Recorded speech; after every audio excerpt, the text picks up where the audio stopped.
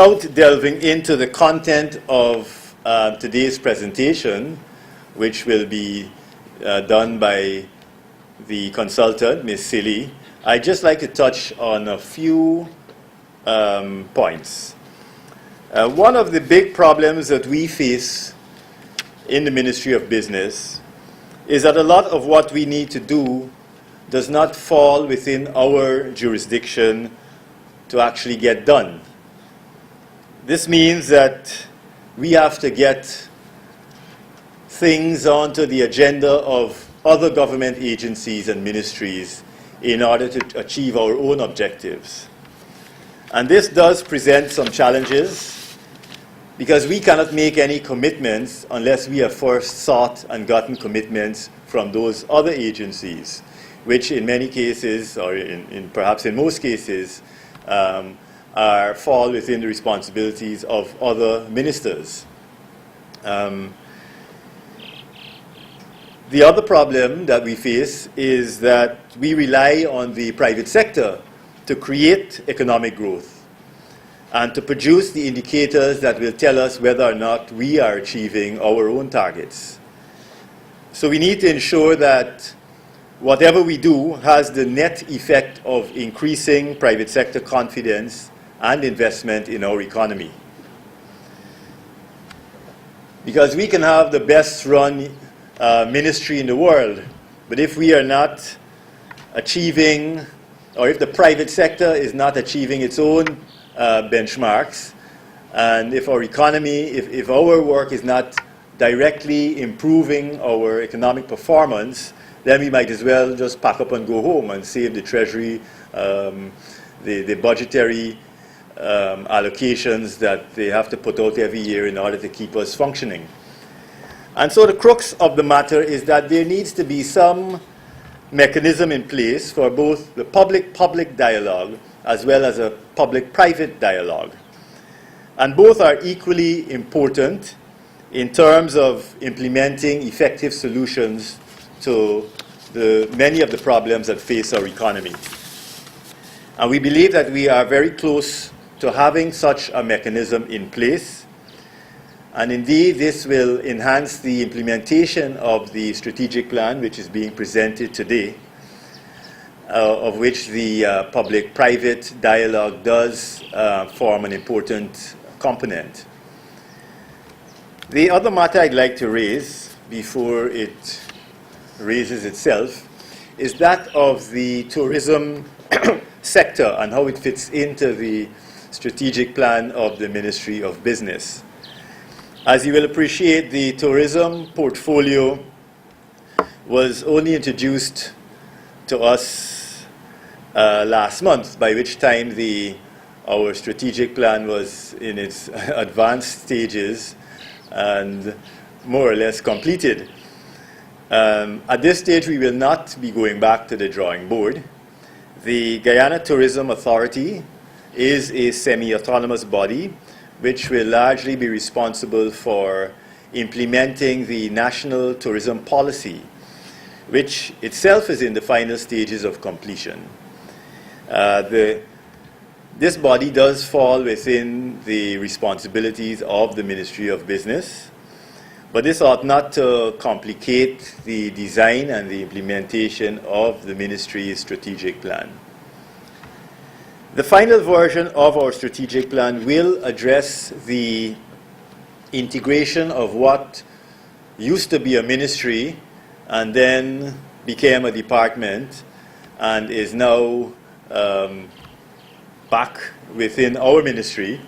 It will address how that is to be integrated into the ministry. But that is not a huge department, and therefore it need not slow down or complicate what we are trying to achieve here. But this is the good news. I mean, the technology will drive a new manufacturing revolution, and there are many, the speed of what technology is changing will provide different patterns of production. I mean, a lot of people is talking about manufacturing 4.0, where you wouldn't need the scales of production they used to have in the past to make some process of production being more efficient. That's the case of having 3D printing, for example, or having, for example, sensors and networks and all different kind of technologies that will allow countries to produce in a less demanding scale. And why is that important for Guyana? Because Guyana is a small country, and that's always been a problem, not having enough big market to first start manufacturing for your local market and then exporting. That's usually the route that developed economies, have taken. You start developing for your internal market, and then you export. But Guyana cannot afford to do that because the internal market is pretty small. So in some ways, you are condemned to export, and to export better. And this is a conundrum that you face, because that technology, it's available, and that technology, you can import that, and it's cheaper now more than ever. You have the power of iClouding. You have the power of producing with 3D printing. But then you need to have the capabilities. Then you need to have the new skills, which are very difficult to acquire. They are not very easy to acquire. You need to have not only, of course, your numeracy, your literacy capabilities, you need to have digital capabilities in order to be able to capture that knowledge and to put it in practice.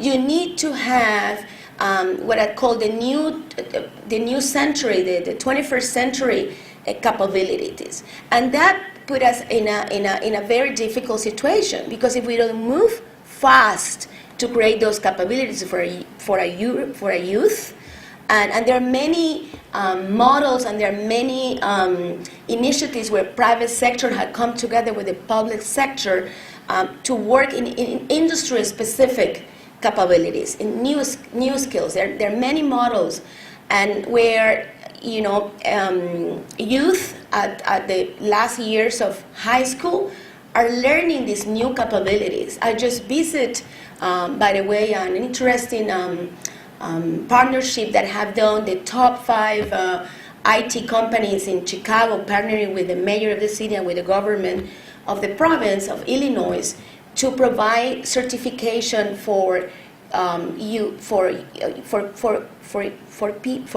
students that are still on high school. So we need to also rethink how we combine education in the traditional form that we know, how that needs to be, how we start investing in the future and investing in those new capabilities of the youth. So what I'm trying to say is that Guyana has the opportunity to leapfrog and adopt all these technologies, but something that it needs to be stressed is and to work out and to have an open dialogue between the industry and the Ministry of Business and, of course, the Ministry of Education, is how you develop those capabilities, because also technology can be a source of inequality. If you don't create those capabilities, you won't be able to take advantage of those new technologies, of this new manufacturing revolution that is going to take in place. One of the problems that we found is the concentration of exports. As I had said,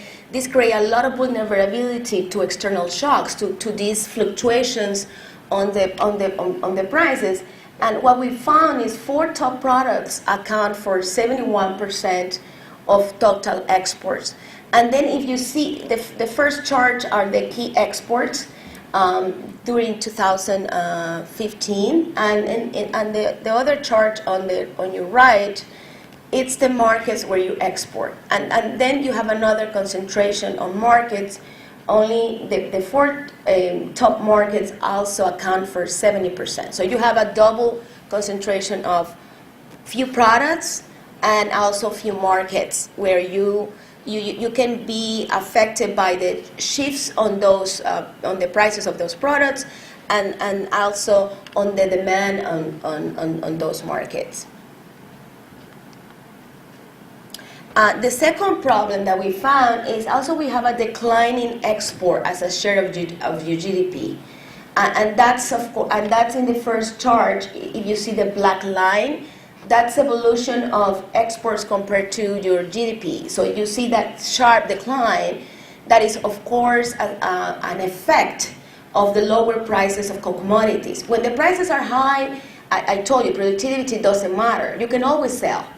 When the prices go down, productivity, which is efficiency in what you do things, and Guyana is on a stage where efficiency matters the most, it's more difficult to sell. I mean, that's what happened, and that's what I mentioned, how important is productivity at the beginning of my talk.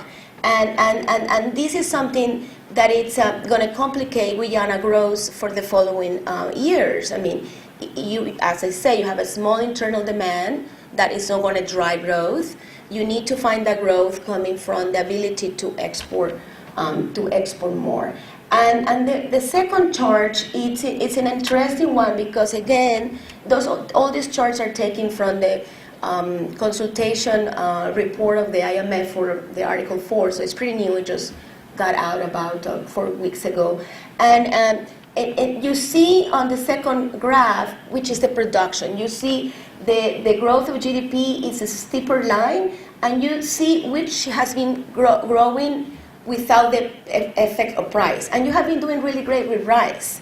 And I see a lot of productivity gains in rice. So rice is doing pretty well, but the others not so well. Gold has recovered in the last year.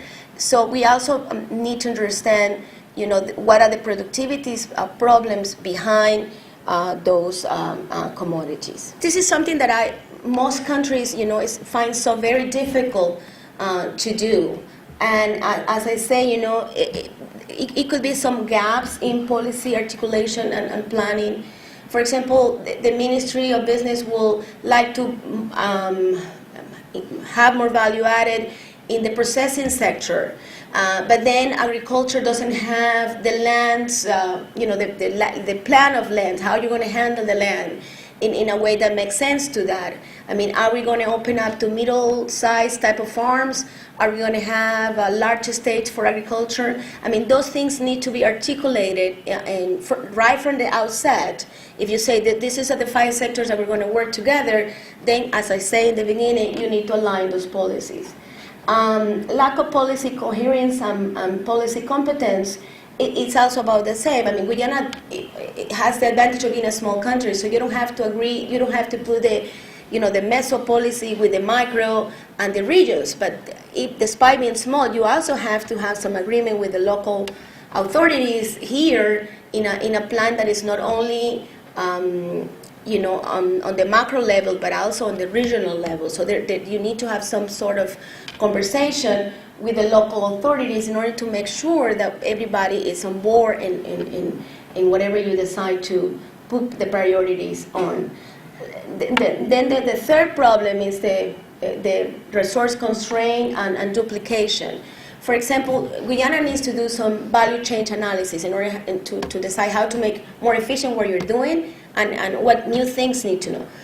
Who will do this analysis? Agriculture, the new Guyana corporation, or the Ministry of Business? That needs to be decided. I mean, you need to be able to use the resources as much as you can. And the other problem could be the lack of coordination in the policy making, and that's why I think having a formal structure to dialogue and to implement this plan is needed. And I will talk about that in the following chapter. Okay, so with this reality, with this diagnosis, what are the ministry objectives? What is the ministry want to achieve?